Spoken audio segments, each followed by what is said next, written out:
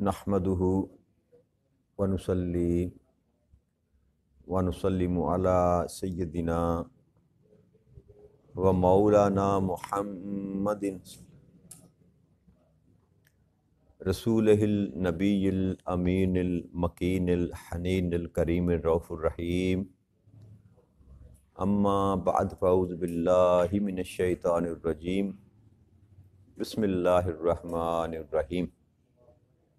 वाजिबुल एहतराम साथी अल्लाह ताला का बेपनाह लुत्फ़ व करम और उसका एहसान अज़ीम है कि जिसकी तौफ़ीक से हम उसके ज़िक्र के लिए उसके घर में जमा हैं। आज हम अल्लाह की तौफ़ीक से सूरह अल इनाम की आयत नंबर 33 है, यहाँ से अपने सबक का आगाज़ करेंगे। इस आया मुबारका में अल्लाह करीम ने इरशाद फरमाया, क़द नअलमु इन्नहु ला यहज़ुनुकल्लज़ी यक़ूलून फ़इन्नहुम ला युकज़्ज़िबूनका वलाकिन्नज़्ज़ालिमीन बिआयातिल्लाहि यजहदून। ऐ मेरे हबीब मुकर्रम सल्लल्लाहु अलैहि वसल्लम, बेशक हम जानते हैं कि वो बात यकीनन आपको रंजीदा कर रही है जो ये लोग कहते हैं, बस ये आपको नहीं जुटला रहे, लेकिन हकीकत ये है कि ज़ालिम लोग अल्लाह की आयतों से इनकार कर रहे, अल्लाह की आयतों से इनकार कर रहे हैं। इस आया मुबारका में अल्लाह करीम ने नबी अकरम सल्लल्लाहु अलैहि वसल्लम को तसल्ली देते हुए ये फरमाया कि ये लोग जो आपको जुटलाते हैं, हकीकत में मेरे महबूब ये आपको नहीं जुटलाते, ये मेरी आयतों का इनकार करते हैं। इस आयत की शान नज़ूल के मुतल्लिक़ दो किस्म के अक़वाल पाए जाते हैं। एक ये कि जंग बदर में अखन्नस बिन शरीक और अबू जहल के दरमियान मुलाकात हुई, तो अबू खन्नस बिन शरीक जो था वो अबू जहल को एक साइड पे ले गया और कहने लगा कि ए अबुल हक्म, मुझे ये बता, यहाँ पर तेरे और मेरे सिवा कोई तीसरा कुरैश का सरदार मौजूद नहीं है जो हमारी बातें सुन रहा हो। मुझे ये बता कि सैयदना मुहम्मद सल्लल्लाहु अलैहि वसल्लम सादिक हैं कि काज़िब हैं, सच्चे हैं कि झूठे हैं।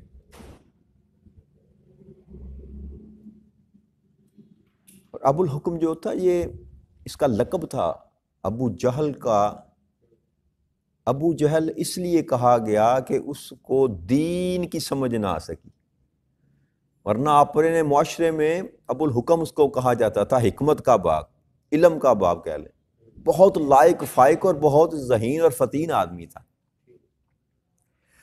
लेकिन चूंकि अल्लाह और अल्लाह के रसूल की बात उसने कबूल ना की तो अबुल हक्म से अबुल जहल बन गया। तो अबू हंस बिन शरीक उसको कहने लगा कि ये बताओ कि ये जो मोहम्मद हैं सल्लल्लाहु अलैहि वसल्लम, ये सादिक हैं कि काज़िब हैं। तो अबू जहल ने कहा कि तुम पर अफसोस है, कैसी बातें करते, बखुदा मोहम्मद सल्लल्लाहु अलैहि वसल्लम यकीनन सादिक हैं। उन्होंने कभी झूठ नहीं बोला, लेकिन झंडा, काबे की दरबानी और ज़मज़म की सबील, ये सब पहले ही बनु कदई के पास हैं। ये जो खाना काबा की मुतवल्ली थे ना, वो नबी अकरम सल्लल्लाहु अलैहि वसल्लम के ख़ानदान के लोग थे, आपके दादा। तो ये भी कुरैश के कबीले में से ही था। तो वो कहने लगा कि सारा कुछ पहले ही कुरैश के पास है, बनु कुरैश के पास। بنو کدئی کے پاس ہے، جو آپ کا نسب تھا، جو آپ کا خاندان تھا۔ اگر نبوت بھی وہ لے گئے تو قریش کے پاس بچے گا کیا؟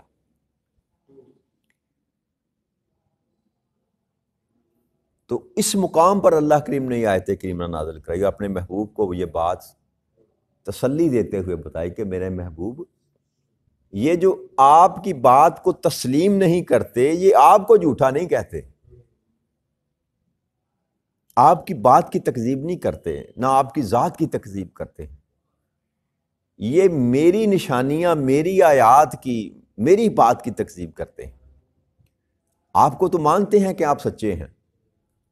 کہ مجھے ایک ماننے کے لیے تیار ہے، اور آپ جو بات کرتے ہیں وہ اپنی تو نہیں کرتے، بات تو میری کہی ہوئی آپ کرتے ہیں،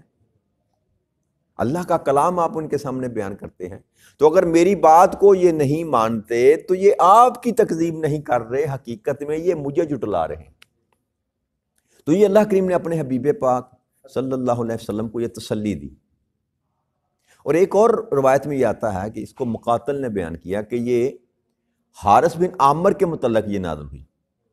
کہ جو نبی اکرم صلی اللہ علیہ وسلم کے متعلق لوگوں کے سامنے آپ کو تکذیب کیا کرتا تھا، کہا کرتا تھا کہ جھوٹے ہیں، من گڑت باتیں کرتے ہیں، اپنے پاس سے باتیں گھڑ کر تو اس کو منسوب کر دیتے ہیں کہ اللہ کی طرف سے مجھ پر وحی کی گئی۔ لیکن جب گھر والوں کے ساتھ تنہا ہوتا تو کہتا کہ محمد صلی اللہ علیہ وسلم جھوٹوں میں سے نہیں، اور میرے نزدیک صرف وہ سچے ہیں۔ تو جتنے بڑے بڑے سردار تھے نا قریش کے اور اس دور میں، وہ سارے کے سارے یہ ماننے کے لیے تیار نہ تھے کہ آقا کریم صلی اللہ علیہ وسلم جھوٹ بولتے ہیں، اسی لیے آپ کو صادق کہا گیا اور امین کہا گیا۔ لوگ آپ کے جانی دشمن بھی جو تھے نا، وہ بھی اپنی امانتیں آپ کے پاس رکھ کر جاتے تھے۔ آپ کی امانت کا اور آپ کی صداقت کا ہر ایک جو تھا وہ گواہ بھی تھا اور مانتا بھی تھا، لیکن اللہ کو ایک ماننے کے معاملے میں وہ آپ کی بات ماننے کے لیے تیار نہ تھے۔ اس لیے اللہ نے فرمایا کہ حقیقت میں یہ ظالم لوگ ہیں، یہ جو ظالم لوگ ہیں یہ میری آیاتوں سے انکار کر رہے ہیں، آپ کی ذات کی تکذیب نہیں کر رہے۔ یہ پچھلا مضمون جتنا بھی ہم نے یہاں تک سفر کیا، اس میں اللہ کریم نے سورہ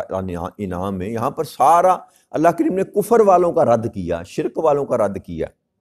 ان کے کفر کے اور شرک کے معاملے کو رد کیا۔ پھر ان کا یہ اعتراض کہ اگر اللہ نے رسول بھیجنا تھا تو کوئی فرشتہ بھیجتا، اس کا رد کیا اللہ نے، میں کہ فرشتہ بھی بھیج دیتا تو وہ کسی شکل میں ہی آتا، تب بھی تم نے اس پر استباع کرنا تھا، تم نے پھر بھی رولا ہی ڈالنا تھا، پھر بھی تم نے نہیں ماننا تھا۔ اسی طرح اللہ کریم نے ان کو کہ یہ قیامت کے دن جو ہیں آ کر افسوس کریں گے، ہائے ہم بھولے رہ گئے، کاش اللہ کریم ہم کو دوبارہ دنیا میں بھیجے تو ہم نیک عمال کر لیں، ہم اس بات کو مان لیں گے جو آپ کہا کرتے تھے یا آپ کا محبوب کہا کرتا تھا۔ یہ سارا مضمون اللہ کریم کافر اور مشرکوں کی رد میں بیان کر رہا ہے۔ تو چونکہ نبی اکرم صلی اللہ علیہ وسلم کی طبیعت ایسی تھی کہ آپ جب کسی کو ایمان کی دعوت دیتے تو وہ قبول نہ کرتا تو آپ اپنے دل پر بوجھ لیتے اس بات کا۔ اور قرآن کریم میں کئی ایک مقامات پر نبی اکرم صلی اللہ علیہ وسلم کی تشفیع کے لیے اور آپ کو تسکین دینے کے لیے، آپ کی تسلی کے لیے اللہ کریم نے مختلف مقامات پر جو ہے نا آپ سے کلام اسی طرح کیا۔ سورہ کہف میں اللہ کریم نے فرمایا کہ اگر اس قرآن پر ایمان نہ لائیں تو کہیں آپ فرتے غم سے ان کے پیچھے جان دے بیٹھیں گے۔ یعنی کس قدر آپ کو حریص کہا گیا نا کہ آپ حریص ہیں، اس معاملے میں آپ حریص تھے کہ کوئی بھی ایسا شخص نہ بچے اس زمین پر جو ایمان نہ لائے۔ یہ حرص تھا نبی اکرم صلی اللہ علیہ وسلم، آپ کی صفت ہے نا، حریص آپ کو کہا جاتا ہے صفاتی نام میں سے۔ اور آپ کو حرص کیا تھا کہ کوئی ایک بھی ایسا بشر نہ بچے اس زمین پر کائنات میں جو ایمان نہ لائے، یہ حرص تھا۔ تو اللہ فرماتے ہیں کہ اگر ان میں سے یہ ایمان نہ لائیں قرآن پر تو آپ ان کے غم سے ان کے پیچھے جان دے بیٹھیں گے۔ اور اسی طرح سورہ فاطر میں اللہ نے فرمایا کہ ان پر حسرتوں کی وجہ سے آپ کی جان نہ چلی جائے۔ نبی اکرم صلی اللہ علیہ وسلم کا یہ غم جو تھا، اس کے علاوہ تو آپ کو کوئی غم نہ تھا۔ آپ تو ہر لحاظ سے اللہ کے بعد غنی تھے، دکھ تھا، تکلیف تھی، رنج تھا، تو صرف اس بات کا تھا کہ یہ لوگ میری بات کیوں نہیں سمجھتے، کیوں نہیں مانتے، کیوں نہیں سنتے۔ اور اسی طرح سورہ مزمل میں اللہ کریم نے آیت نمبر 10 اور 11 میں فرمایا کہ کافروں کی باتوں پر صبر کیجئے، ان کو خوش اسلوبی سے چھوڑ دیجئے، جھٹلانے والوں مالداروں کو مجھ پر چھوڑ دیجئے، ان کو تھوڑی سی مہلت دیجئے۔ اللہ نے فرمایا میرے محبوب آپ نے جو کام میں نے آپ کے ذمہ پر لگایا تھا آپ نے وہ کر دیا۔ پیغمبر کا معاملہ ہوتا ہے کہ پیغام لا کر کسی کو پہنچا، اسی کو رسول کہتے ہیں، رسالت، پیغام لے کر آنے والے کو پیغمبر کہتے ہیں۔ تو پیغمبر کی ذمہ داری ڈیوٹی جو ہے وہ اتنی ہے کہ وہ اللہ کا پیغام جو ہے وہ انسانوں تک پہنچا دے۔ تو اب اللہ نے فرمایا میرے محبوب اب جو آپ کو نہیں مانتے، آپ کی بات نہیں سنتے، ان کو خوش اسلوبی سے چھوڑ دیجئے، ان کو ان کے حال پر چھوڑ دیجئے، ان جھٹلانے والوں کو اور ان کو مالداروں لوگوں کو، اور طبقہ وہی تھا نا زیادہ تر مالداروں کا جو قبول کرنے کے لیے تیار، باوجود اس کے کہ جانتے تھے کہ دین بھی حق ہے اور دین کو لے کر آنے والے بھی حق پر ہیں، فقط اپنی دکانداری خراب ہوتے ہوئے دیکھ کر ماننے کے لیے تیار نہ تھے۔ تو اللہ نے فرمایا کہ ان کا معاملہ آپ مجھ پر چھوڑ دیجئے، ان کو تھوڑی سی مہلت دے دیجئے، میں جانوں اور یہ جانے۔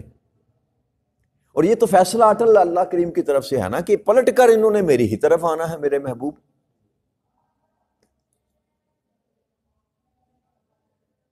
پھر اللہ کریم نے ارشاد فرمایا وَلَقَدْ كُذِّبَتْ رُسُلٌ مِّن قَبْلِكَ فَصَبَرُوا عَلَىٰ مَا كُذِّبُوا وَأَوْذُوا حَتَّىٰ أَتَاهُمْ نَصْرُنَا وَلَا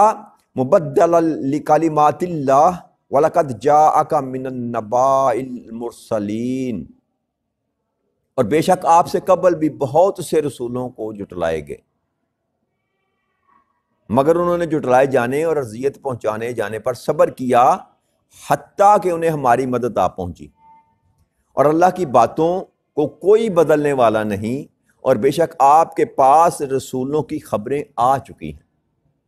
تو یہ آیت مبارکہ بھی اسی پیرائے میں اللہ کریم نے بیان فرمایا کہ میرے محبوب یہ آپ پر ہی فقط بہتان نہیں باندھتے، آپ کی ہی تکذیب نہیں کرتے، آپ کی بات ماننے ہی فقط انکار نہیں کرتے، آپ سے قبل بھی بہت سے رسولوں کے ساتھ اسی طرح انہوں نے معاملہ کیا، جھٹلاتے رہے، ماننے سے انکار کرتے رہے، مگر انہوں نے صبر کیا، انہوں نے صبر کیا، اور اذیت پہنچائے جانے پر صبر کرنے پر اللہ فرماتے ہیں کہ انہیں ہماری مدد آ پہنچی، انہیں ہماری مدد آ پہنچی، اور اللہ کی باتوں کو کوئی بدلنے والا نہیں، کہ جس طرح ان کی میں نے مدد کی اور ان کو میں نے اکیلا نہیں چھوڑا، اسی طرح میرے محبوب اللہ کے کلمات، اللہ کے وعدے تبدیل نہیں ہوتے۔ تو جب میں نے ان کو نہیں چھوڑا تو آپ تو میرے محبوب ہیں، میں آپ کو اکیلا کیسے چھوڑ سکتا؟ آپ صبر کریں ان کے معاملات پر، میری مدد آپ کو بھی میسر آئے گی، میری مدد جو اللہ کریم نے وعدہ کی۔ اور پھر بدر کے مقام میں اللہ کریم نے مدد عطا فرمائی، اور پھر ایک مدد کا سلسلہ تھا نبی اکرم صلی اللہ علیہ وسلم کی اس دنیا سے پردہ کرنے تک، ایک نظام تھا جو اللہ کریم نے بپا کر دیا دنیا۔ وہ چند لوگ، بلکہ جب نکلے نبی اکرم صلی اللہ علیہ وسلم مکہ کی وادیوں میں سے تو اکیلے تھے، سب سے پہلے آپ کے دوست ابو بکر صدیق رضی اللہ عنہ نے آپ پر ایمان لے کر آئے، بچوں میں حضرت علی اور عورتوں میں ام المومنین حضرت خدیجہ الکبریٰ رضی اللہ تعالیٰ عنہ، یہی تھے نا کل آپ کے گھر میں سے، سمجھ لیں ایک دوست تھا، ایک بھائی تھا، ایک بیگم تھی، بیوی تھی، ام المومنین تھی۔ تو یہ گھر سے اکیلے ہی نکلے تھے، اور 13 سال آپ وہاں پر مکہ میں لوگوں کو سمجھاتے رہے، لیکن چند 100 سے زائد جو ہے لوگ، اور وہ بھی ماڑے ماڑے غریب غریب، اور لیکن جب مدینے میں آئے تو پھر جب اللہ کریم کی مدد آ پہنچی تو پہلے ہی سالوں میں یہ بدر کا واقعہ ہو گیا۔ اللہ کریم نے جب فتح نصیب فرمائی نبی اکرم صلی اللہ علیہ وسلم کو اور آپ کے صحابہ کو، تو پھر یہ سلسلہ رکا نہیں، پھر اللہ کی مدد در مدد اترتی رہی، اور وہ لوگ جو کہتے تھے کہ یہ خود ہی ختم ہو جائیں گے، چند لوگ ہیں یہ خود ہی ختم ہو جائیں گے، وقت کے ساتھ ساتھ وہ سارے ختم ہوتے چلے گئے، اور اللہ کریم نے اسلام کو غلبہ عطا فرما دیا۔ تو یہ تسلی اللہ کریم نے دی کہ میرا وعدہ نہیں بدلتا میرے محبوب، میں نے جیسے انہوں نے صبر کیا تو میں نے ان کی مدد کی، ویسے آپ بھی صبر کریں، میں آپ کی بھی مدد کروں گا۔ اور آپ کے پاس تو رسولوں کی خبریں آ گئی ہیں، یعنی کہ جتنے واقعات اللہ کریم نے اپنے محبوب کو بتائے، آدم علیہ السلام سے لے کر عیسیٰ علیہ السلام تک، کہ فلاں نبی کے ساتھ یہ ہوا، فلاں نبی کے کچھ تو واقعات جو کوڈ کیے گئے نا قرآن کریم میں، اللہ نے اس وقت یہ ہی نہیں بتائے ہوں گے جی۔ نبی اکرم صلی اللہ علیہ وسلم کو تو اللہ کریم نے سارے کے سارے معاملہ جو تھے وہ بتا دی، بس جس قدر اللہ نے چاہا اس قدر قرآن کا حصہ بنا دیا، باقی وہ قلب اطہر پر محفوظ رہے۔ تو یہ بھی اللہ کریم اپنے حبیب اکرم صلی اللہ علیہ وسلم کو تسکین کے لیے کہہ رہے ہیں کہ آپ کے ذمہ کرم پاس، آپ کے ذمہ اتنا ہی ہے کہ ان کی باتوں پر اپنے آپ کو غم میں مبتلا نہ کریں، صبر کریں جیسے سابقہ رسول اور نبی صبر کیا کرتے تھے۔ ان قریب میری مدد آپ کے لیے بھی اترے گی، میری مدد آپ کے لیے بھی اترے گی۔ تو آج کی بات یہیں پر ختم کرتے ہیں، انشاءاللہ اللہ نے چاہا تو اس سے آگے کل مضمون کو لے کر چلیں گے۔ وما علینا الا البلاغ المبین۔ والسلام علیکم ورحمۃ اللہ وبرکاتہ۔